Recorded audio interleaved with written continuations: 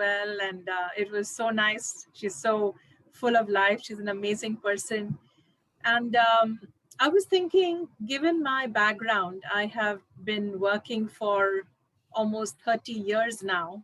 So I have so many different things to pull from. And I was looking into what would be the work and life experience I have that I feel will be most relevant to your audience, who are vocational trainers, I'm told. And I thought what I'll focus my topic on today is life and leadership skills needed to be a good vocational trainer. Okay. And for this, I will pull from three bodies of work and experiences. One is integral education, the other is holistic health, and the third is Shakti leadership. So I think between these three things, you should get perhaps the simplest distilled wisdom that people like me have spent 30 years studying and practicing. So how can we impart it in the next 20 minutes or so? Like, give it to you, you can count on your fingers, something you can remember. I can give you a little handle to hold the big uh, the big pot of knowledge, so to speak. Okay, so here's the handle. A little bit about my background, as you wanted me to share my personal story, and that's not just theory that I'm going to talk about. Is my background was in life sciences and biochemistry from St. Xavier's College in Mumbai. And then I did mass communications as a postgraduate diploma from Sophia Polytechnic, also in Mumbai. And I worked in the corporate world in public relations, corporate communications with Windsor Manor Sheraton in Bangalore, with Philips, the electronics company, looking after PR, all India. And then when we were in Singapore, I was looking after corporate communications for the TV channel ESPN, the sports channel, ESPN Star Sports. And I had to look after 25 countries across Asia Pacific. And at this time, I had ticked all the boxes of success, and I found myself extremely underwhelmed.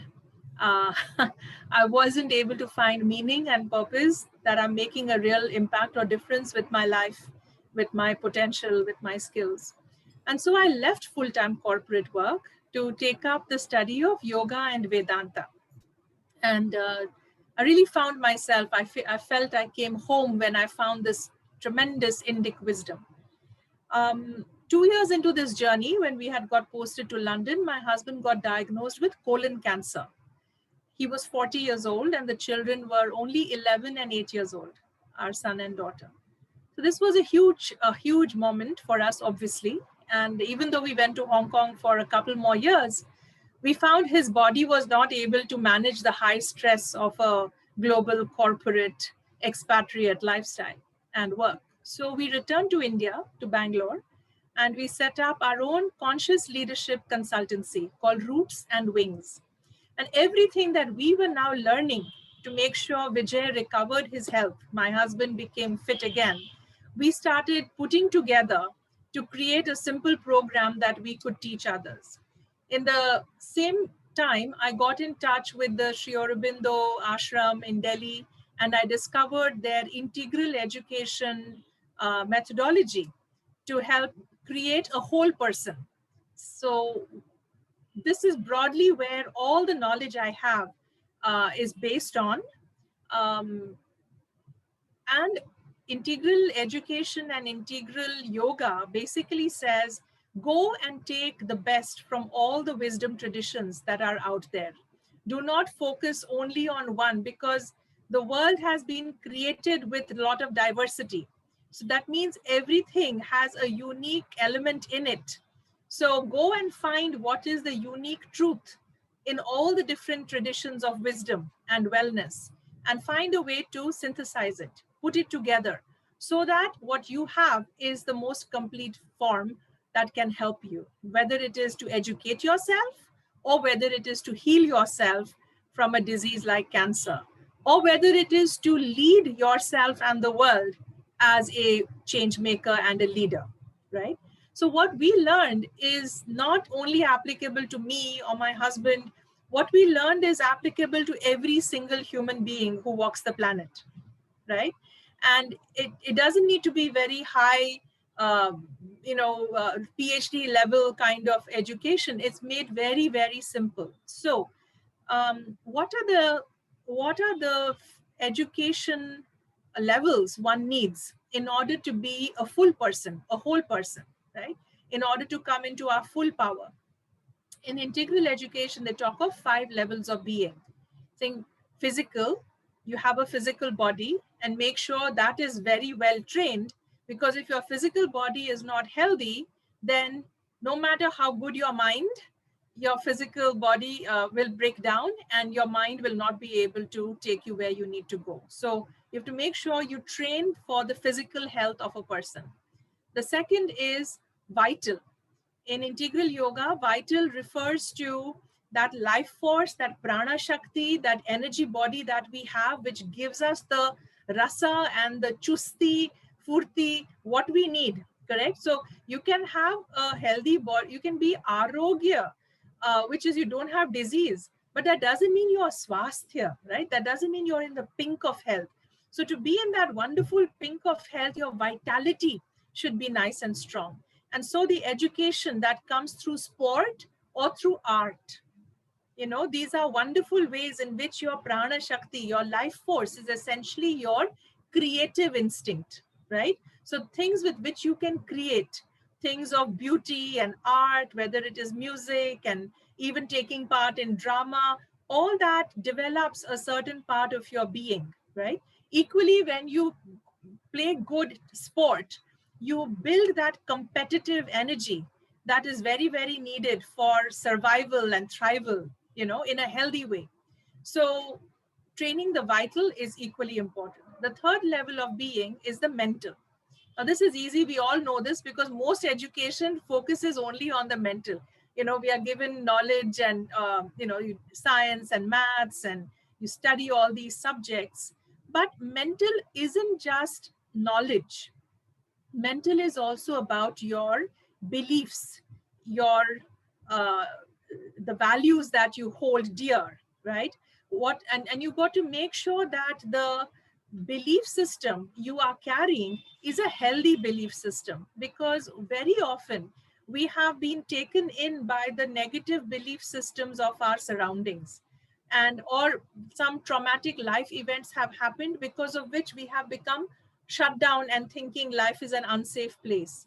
So mental training, the mental being, according to integral yoga, requires creating this very calm and wide mind, so that you know how to include everyone, everything, all different perspectives. You do not reject anything. You do not judge and criticize something that you don't believe in.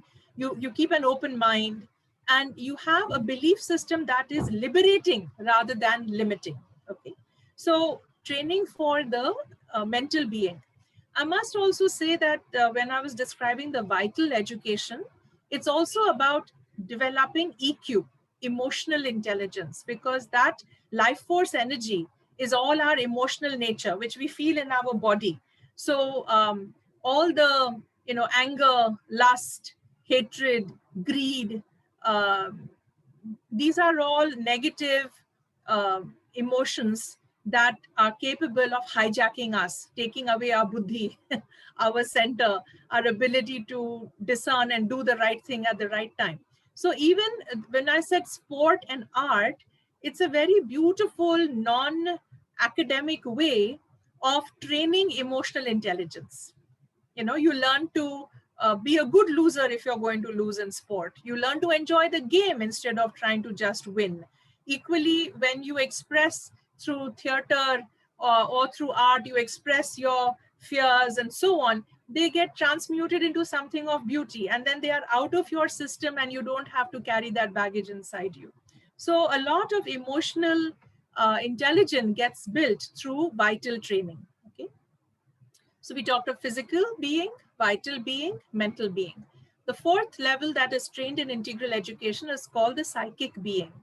And in a very simple way, let's understand it as the soul within us that has the ability to love, that has the ability to feel karuna and compassion, not just towards oneself, but towards all of life. So that part of ourself, which is a relational being that knows how to live in relationships, knows how to live in community, knows how to be in a win-win partnership with everybody we interact with. Recognizing that it's like when we do namaste, no, the divine in me bows to the divine in you. The realization that all of us are souls here having a human experience, so we are all equal, and the soul is made of love, and that ability to feel love and to exchange love in this place from goodwill, that is how you develop your psychic being, the ability to feel love towards yourself, towards others, and also towards the higher self, what you may call the divine, to feel love towards nature, right? To have this relational self, the ability to relate in a way that is win-win, right? And not extractive of other things. So that is the fourth capacity we build. We build our soul effectively through a lot of wonderful training that can be done in education to build these higher emotions. And the fifth level of education is the spiritual being. So this takes you one level beyond even the psychic being, but spiritual can be things like, what is the meaning of life? What is the purpose of life? Am I here to just eat, sleep, drink, and, little laughter, much weeping? Or is there more to life? What is, having an interest in the unity of life and being able to see yourself as one with all of life? So that spiritual capacity, that spiritual intelligence is also extremely important, particularly when you go through difficult times like we are going through right now, right, in a pandemic. So, or when you go through a sudden crisis and trauma or loss of a loved one, and you suddenly start questioning, what is life? Is it worth living at all? Right? So, when you start building your spiritual being, you start having a wider understanding of the meaning and purpose of life, and you learn to live with life far more harmoniously. So in integral education, when you go to any school based on the integral yoga philosophy and education, you will be trained on these 5 levels. Now let me talk about how do we bring these 5 levels of integral education to holistic health. I gave you the story and example of my husband who went through colon cancer. So we wanted to make sure that his cancer doesn't come back. He had surgery. His colon was removed. And he was told, you hope that for 5 years it doesn't come back. Then you are cancer free. We did not want to just wait and hope. We wanted to be more proactive, saying, what can we do that will make sure the cancer doesn't come back? So in the same integral yoga model, there is an integral health model, which says find out physically, emotionally, mentally, relationally, and spiritually, what are your stressors?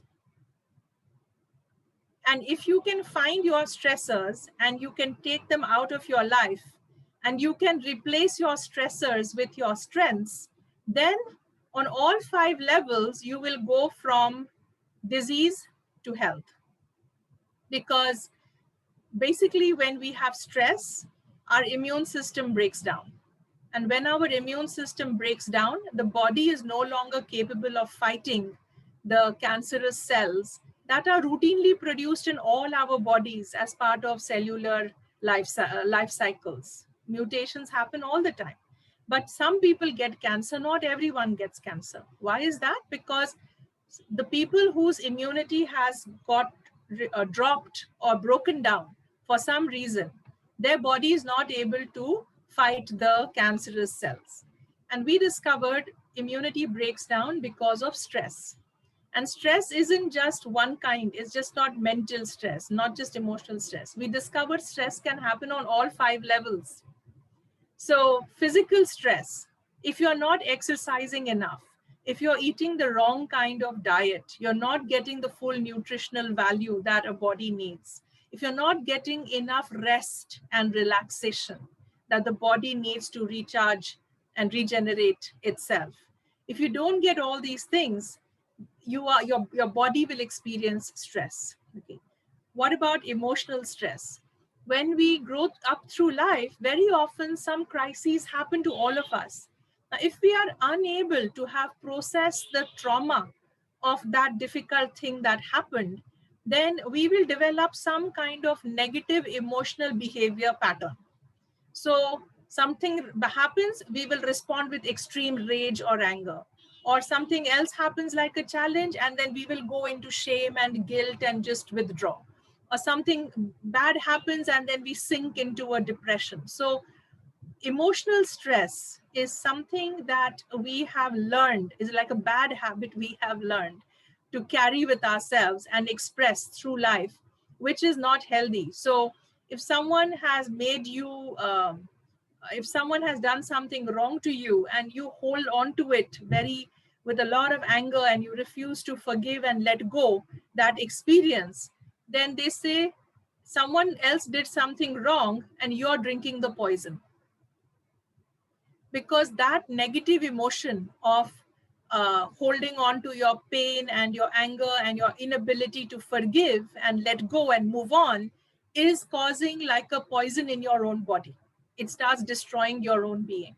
So there's a whole branch of medicine called mind body medicine, um, which makes the correlation between your emotions and your health. Okay. So emotional stressors, very important. Make a scan of your emotional stressors and make sure you get them out of your life. There are so many tools and techniques to do that. Then mental stress. I was talking about limiting beliefs. I am not enough. I don't have enough, or there isn't enough. So there is a scarcity consciousness, right?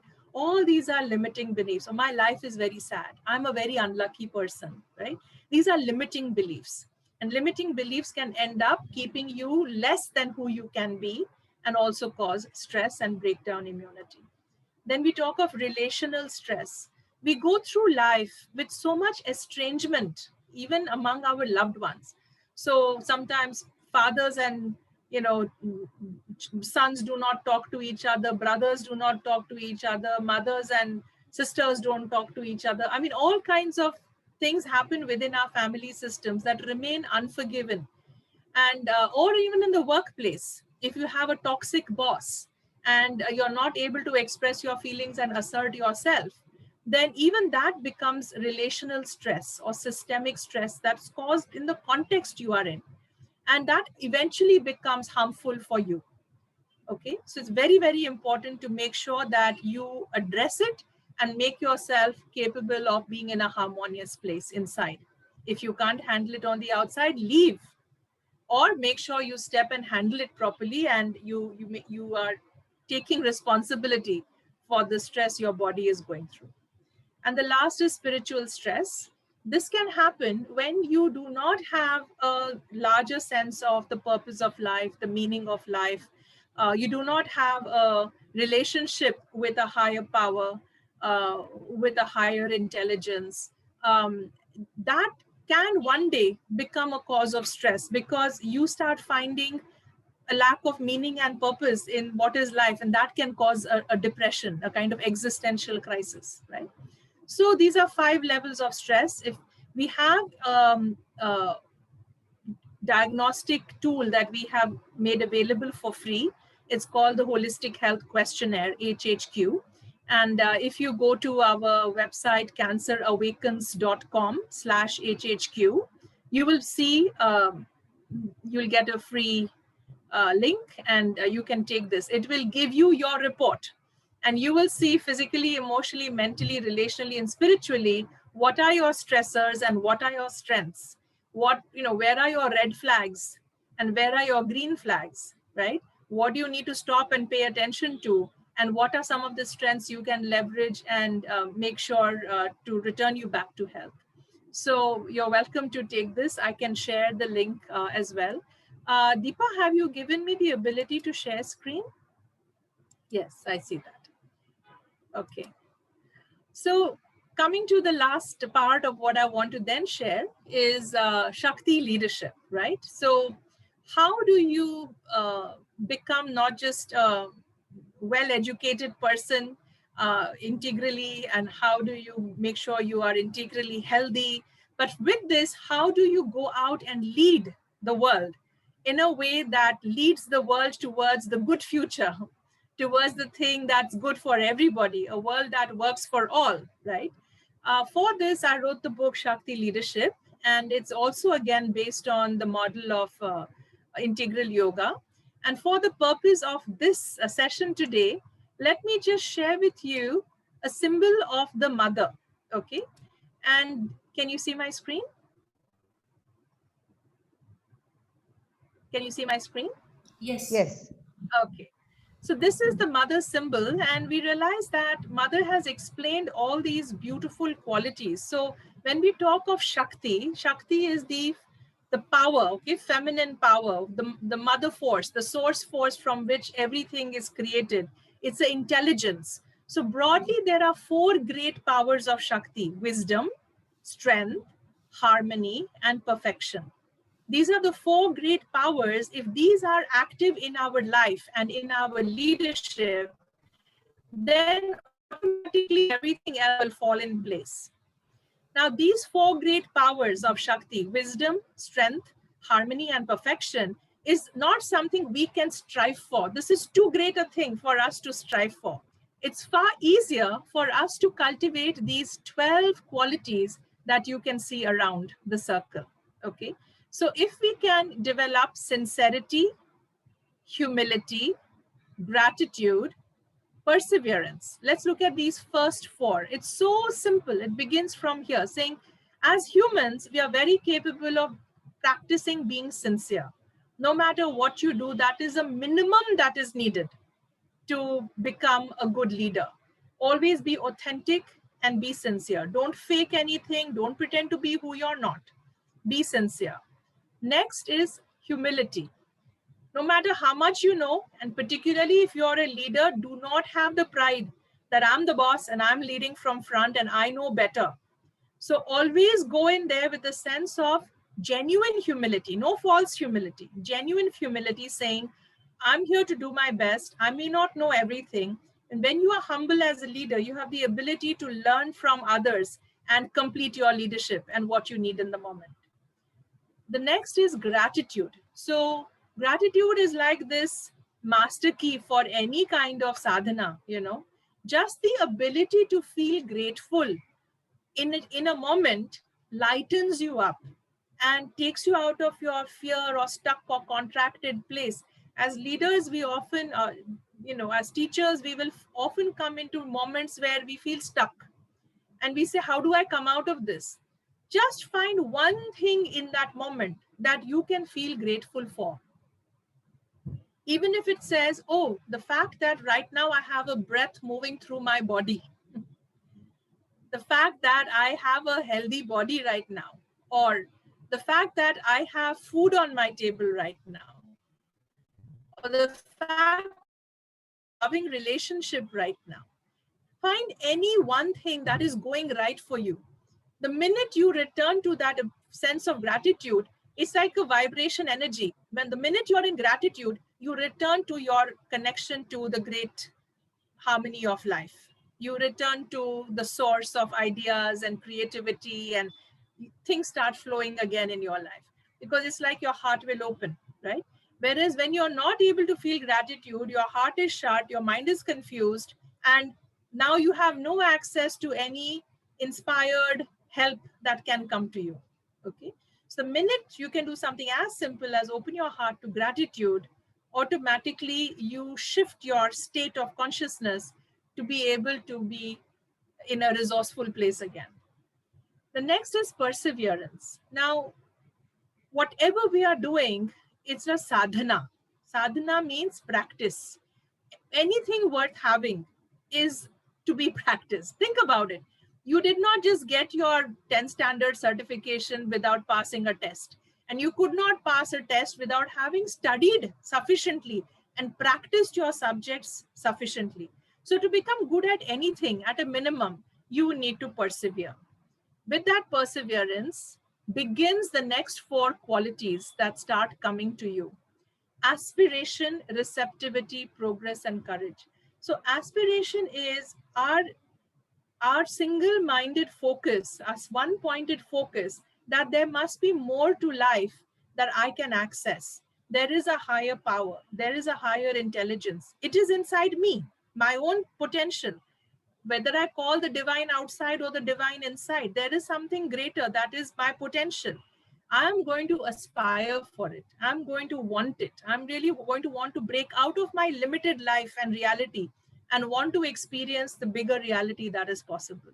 That is aspiration. Now, when you can aspire with your soul force, with your psychic being, when you can aspire, suddenly there will be something will come to you from the universe.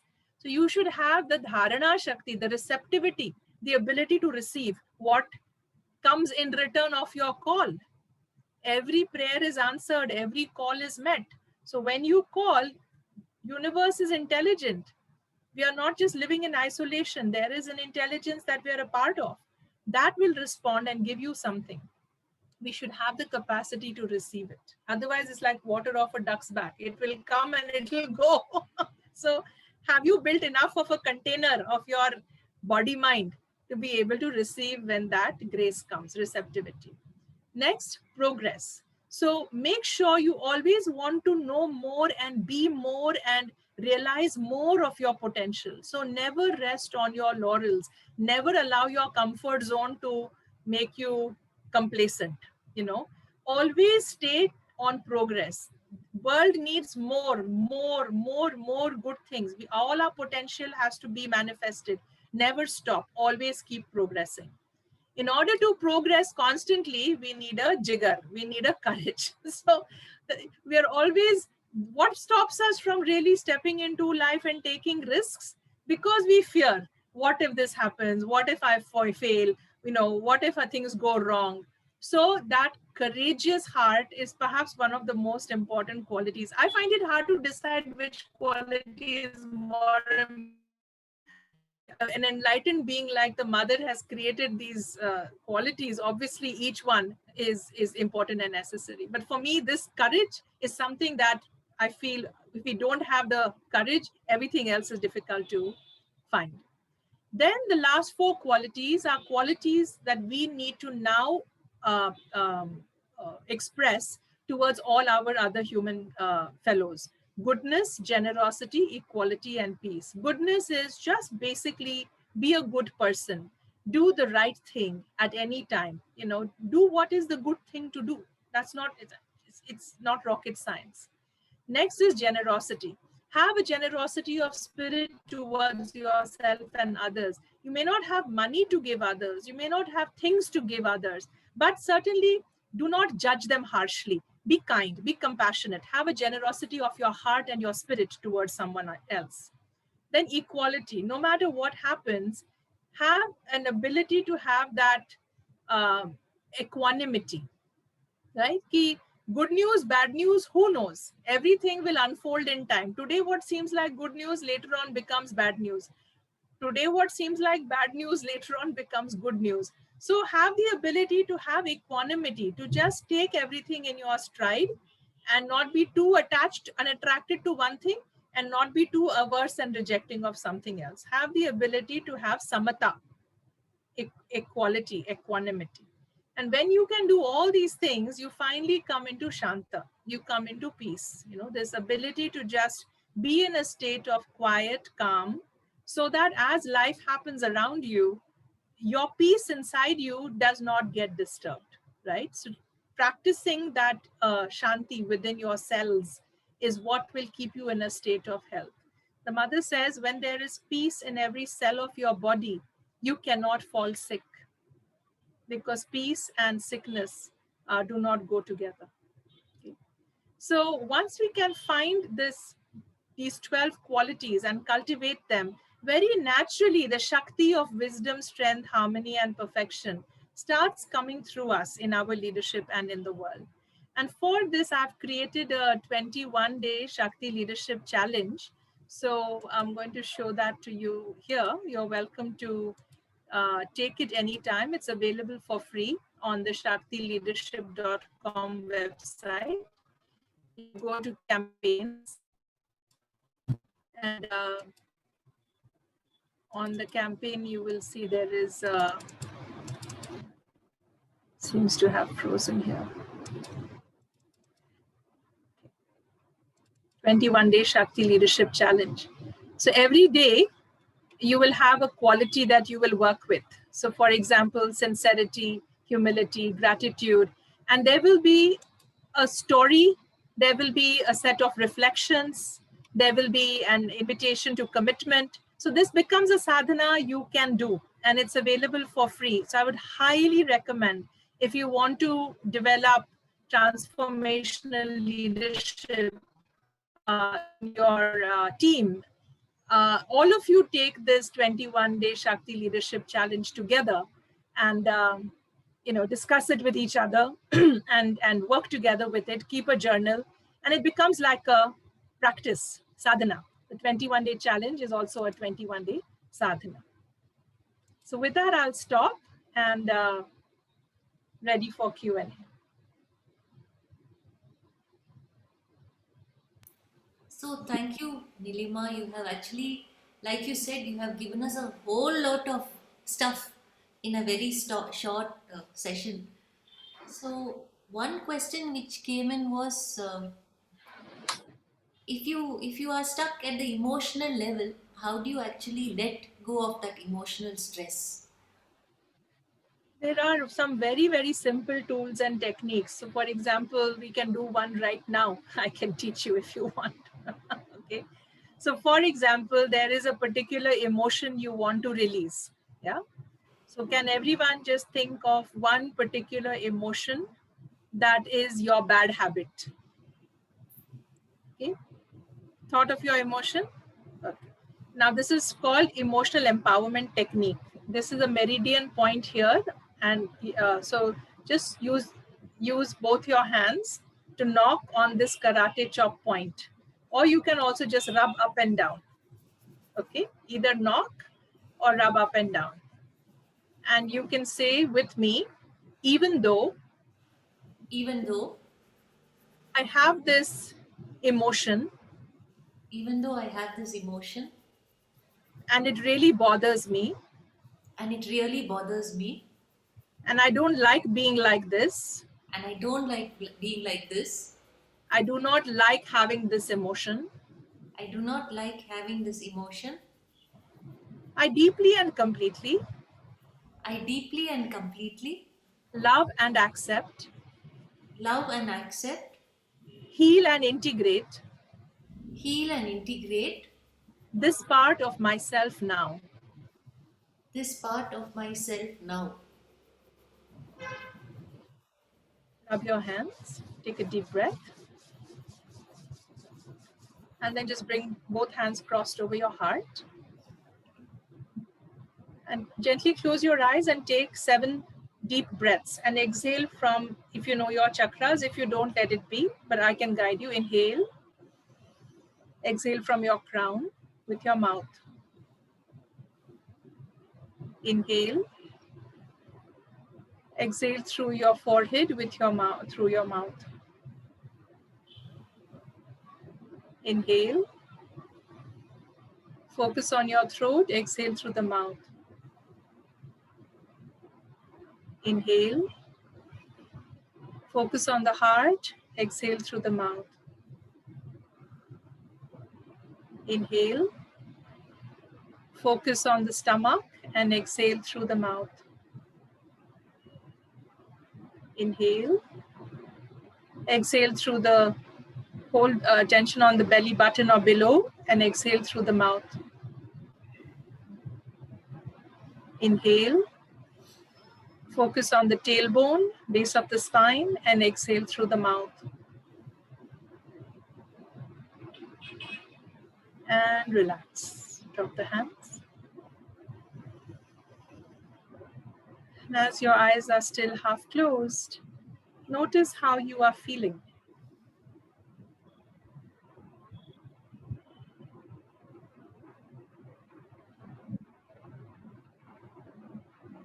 Where are your thoughts? Where are your emotions? Where is your breath?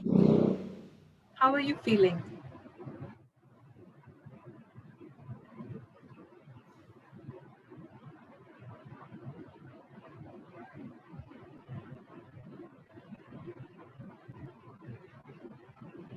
Revati, would you like to share? It took me some time to focus.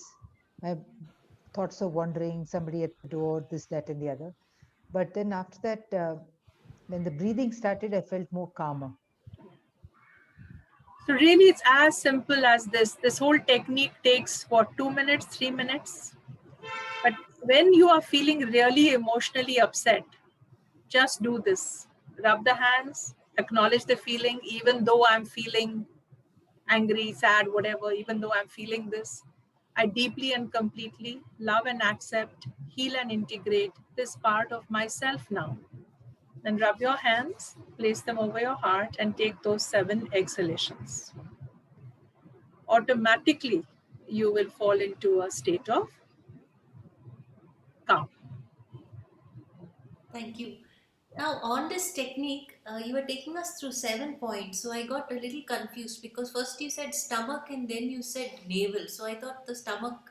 So is that a point higher than the navel? So basically, in the chakras, you have the crown chakra, Ah, then you have the forehead chakra, you have the throat chakra. This is the energy body through which our energies and emotions flow in yoga. Then you have the heart chakra, and stomach is just below the heart, and then below the navel, where the sexual organs are, or where the womb is for the woman, the uterus. You know that area. It's called the hara in Chinese medicine.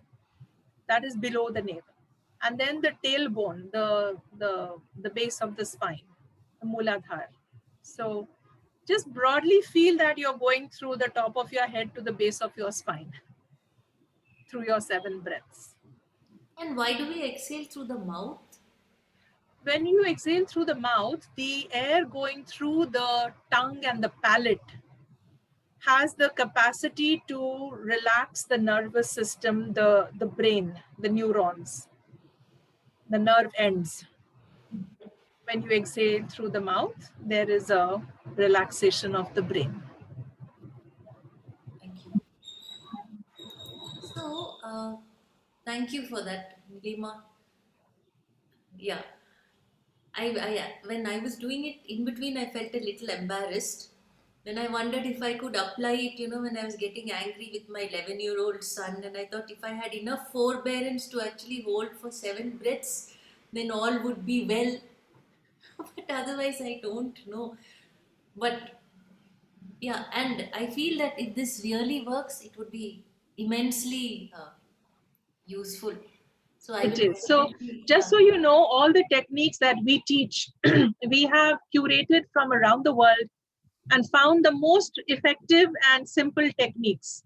And they are well researched and proven techniques. So, this is based on meridian therapies because there are these in Chinese medicine, there are these different meridians that flow through. The central ones are all here, you know. So, if you do this and then you use your breath and you use affirmations, all these are one potent pill together, and they have a psychosomatic effect on the body mind, right? So automatically you will start, whether you like it or not, it has an effect on the nervous system. so then we have a question on how to develop the habit of meditations on a daily basis. Everything, it's like asking, how did I develop the habit of brushing my teeth? Correct? So everything begins with a commitment to say, this is important. It's as important as brushing my teeth. And if I'm willing to never drop brushing my teeth a single day, then I have to feel equally committed to the good that comes out of meditation, right? So say, just like I make sure I'll not skip breakfast, lunch, and dinner, I have to make sure that I will not skip meditation. So, and in the beginning, it's hard to commit for life. Okay. So say I'm going to do 21 days, and find some time in your life in the near future where you can set aside whatever it is, 10 minutes a day at one time for 21 days. So for example, it may be soon as you get up in the morning, if you don't have to jump out of bed, saying as soon as I get up and brush my teeth, I'm going to make sure I'm going to sit for 10 minutes. Or you can say going to bed at night, right? Though that is not ideal, only if your whole day has gone and you haven't managed to. I like to do it at sunset, uh, just before I have my evening tea or whatever, I like to do it for 10 minutes as I'm looking at the sun setting. It's very, very powerful to ground yourself and anchor yourself with the sunset. So find that 10 minutes, commit to it, just like saying, I will not skip brushing my teeth for 21 days. Say, I will not skip my 10-minute meditation for 21 days. Then what happens is, when the body mind discovers that, oh, Nilima is doing something every single day, then neural pathways automatically start getting built, these are like habits. You're now building a good habit, the good habit of brushing your teeth. You're now building a good habit of a meditative state. So what happens is, with 21 days, it takes 21 days to create a habit. Some say 42, but at a minimum 21 days to create a habit. Now that that habit is there, next time you sit to meditate, it's like muscle memory has been developed. Neural pathways have been developed. So now you will not need 10 minutes to feel meditative. You will be able to enter into that meditative state much faster because you have built that capacity inside yourself. Thank you. Okay, so then there's a question from Revati ma'am. What is a good book to read on the mind-body connection so that we can There understand the is a book mind? by Louise Hay called You Can Heal Your Life. That's a very well-known book.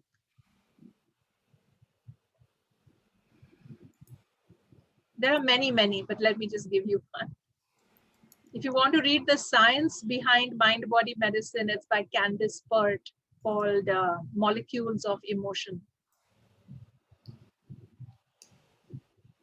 Okay. Yes. Any other question? So then there is Munib who's asking, many times you tend to forgive and forget and move on, but the situations reoccur by the same set of people. It becomes Okay, no, difficult to let go and you carry those monkeys with you all the time. How do you reach the point you can forgive and forget? Thank you. yes. So obviously I often do this workshop called Laugh and Let Go, LAF and Let Go. So love, accept, forgive, and let go. Now, when we say love, it doesn't mean just accepting that which is unacceptable. True love means having to draw those healthy boundaries, means having a fierce conversation, means examining the content of that relationship and saying, this is so important to me. This relationship is so important. I love this person or this relationship. It's so important to me that we are going to sort it out. We are going to work it out. You've got to find your voice. You've got to assert yourself. You've got to ask for what you need. You've got to use nonviolent communication to say, this is the fact that happened. This is how I feel about it. This is the request I have that this be done differently. And, so you have to learn these communication skills and apply them to assert and make sure your needs are stated, right? That is true love. Not letting bad behavior pass. That is not love. Okay, so love and then accept. So if you see that that person is doing something that is the best they can do, they can't do anything more than that, then learn to accept the reality of the situation. and not hold on to saying why they can't change and why they're not like this and why, you know, accept the reality of the situation. That is, and then forgive that this cannot be any different, you know. Once you can love and accept, it becomes easier to forgive some hurt that has happened in the past. And once you can forgive, then it is easy to detach, step back, and let go, right? So you have to be able to truly love uh, that situation and that person and that relationship sufficiently to sort it out. That is what true love means. Thank you. And So then we have, sometimes if that relationship is an abusive relationship, if that person is not going to really look after you and your best interests, then love also means self love and the ability to walk away and to not accept the unacceptable, right? okay, thank you. So our next question is, how do you stabilize yourself when we already know that things are not going right or positive? Well, this one technique I just told you is a good way to return to center. I have a presence practice that's also available for free on shaktileadership.com. So even if you just Google presence practice Shakti leadership, there is a 10-minute presence practice, which is like a meditation. So again, this is something you should do every single day for 21 days, ideally, so that presence becomes a state you are naturally in, and only occasionally do you get triggered and lose your balance. But when people haven't done the practice of presence, then their normal state is to be in a chaotic state, and very rarely do they feel calm. Whereas when you do the practice of presence or meditation or mindfulness, then you learn to go through life more often than not in a centered and present way. And only occasionally will you fall from that because something really triggers you. When that happens, it's okay. Love, accept, forgive, and let go and move on. Right? Always return to presence. But the presence practice is available. I'm happy to share the link if you can't find it. But even if you just Google presence practice, Shakti leadership, there is a 10-minute version and there's a shorter, quick 5-minute version.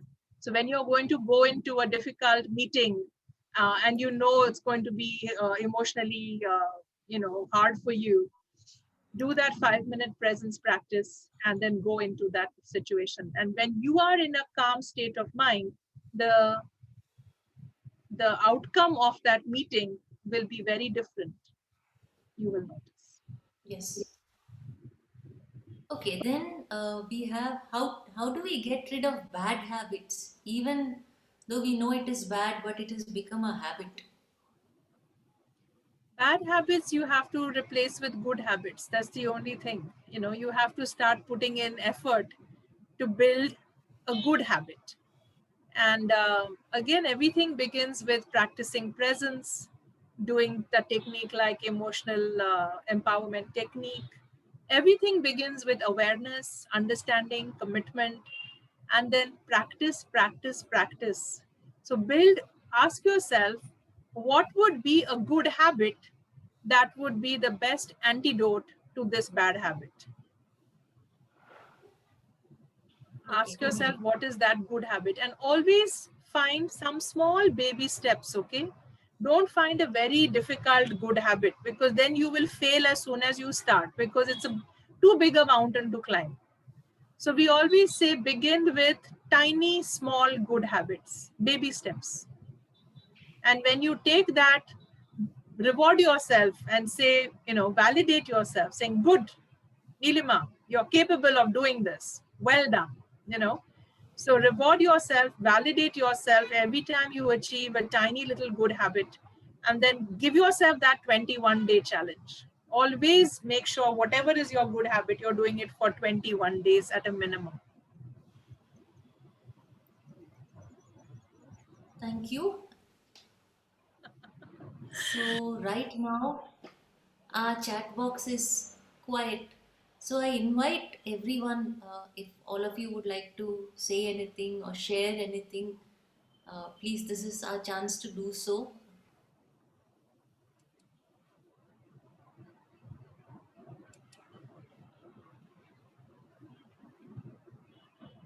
Okay, so all is quiet. So, on behalf of Laksh, Nilima, thank you very much for taking time out of your busy schedule and coming and I just posted sharing. the presence practice link here for everybody. Yes. So, thanks a ton for coming and spending your time with us and telling us about all these aspects. And we will go and we will check out and we will practice some of these things which you have shared, which I personally know, I mean, it sounds easy to do, but it is quite difficult. I mean, even the very first one of sincerity, if it's is something as simple as, I'm sincerely going to get up at 5 o'clock in the morning, take it for 21 days. I myself have struggled with it quite a lot. so, Yes. so thanks a lot on You behalf know, of all of I us. highly, And highly recommend this one that I'm sharing here, the 21-day Shakti Leadership Challenge, because one way to get over a bad habit is when you have a friend with you. You think buddy, find a buddy. So at least one other person, if two of you are going to give up smoking together, if two of you are going to get up at 6 in the morning and go for a run together, when you have a buddy, then you keep each other, uh, what's the word I'm looking for? Honest. yeah, You make sure you do it. So I would highly recommend you all take the 21-day leadership challenge together. And then every day you can share saying, how was it for you? How was it for you? If everyone knows today is my practice of sincerity, tomorrow is my practice of humility, day after is my practice of gratitude, then you're keeping each other honest. So do that. okay. So thank you, everyone. Have a wonderful evening. Thank you so much. All the very best for all the good work that you do. Bye bye now. Bye. Thank you, ma'am. Thank you. You're welcome. Bye bye.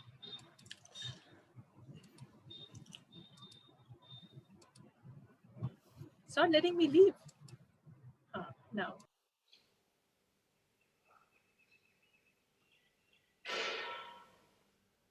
Okay. Yes, I think Nilima has left.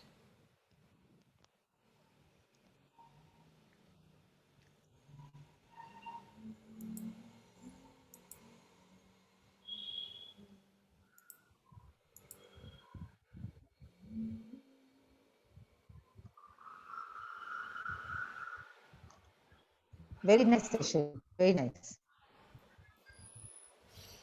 All those things are quite difficult, actually. Yeah, yeah, Seriously. yeah. But I'm glad. I think the lead is there. Everybody, please take this opportunity and see. Maybe part of it we'll see whether we can do in our training, but I think it's your own journey also. Okay, thank you so much, everybody. That's the end of the session. Bye-bye. Bye. Bye bye. Bye. Thank you Thank so you, much, ma'am. ma'am. Thank you. Thank you.